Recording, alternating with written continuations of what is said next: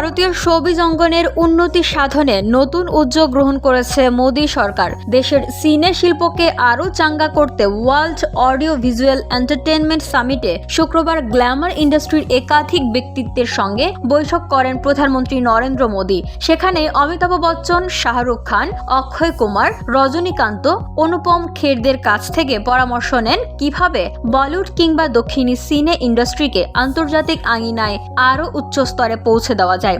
ধুলো, ময়লা ও ক্ষতিকর ধূলিকণা থেকে নিমিষেই মুক্তি দেয় চৌধুরী এয়ার পিউরিফায়ার। এর শক্তিশালী সাকশন ঘরের কোনায় কোনায় লুকিয়ে থাকা সকল ধুলা টেনে ফিল্টার করে এবং বের করে আনে নির্মল ও স্বাস্থ্যকর হাওয়া। ভারতীয় সংবাদ মাধ্যম সংবাদ প্রতিদিনের এক প্রতিবেদনে বলা হয়েছে, প্রধানমন্ত্রীর সঙ্গে আলোচনায় বিনোদন জগতের তারকারা নিজস্ব মতামত পেশ করেন। ভিডিও কলের সেই বৈঠকে দেশের সিনে শিল্পকে এগিয়ে নিয়ে যাওয়ার জন্য কি কি করণীয়, প্রত্যেকেই সেই বিষয়ে মতামত পেশ করেন।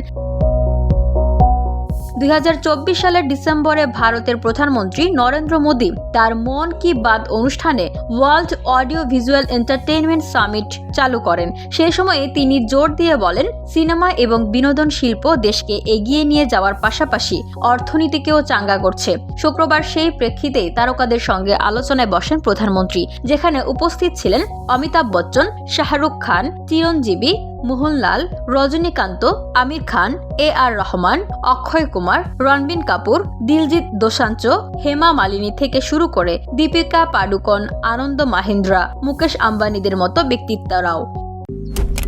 মালয়েশিয়ান প্রযুক্তিতে তৈরি অত্যাধুনিক cleaning machine modern vacuum cleaner যে কোনো ধরনের ধুলো ময়লাকে পরিষ্কার করে ঘরকে করে তুলুন চকচকে ও আকর্ষণীয়।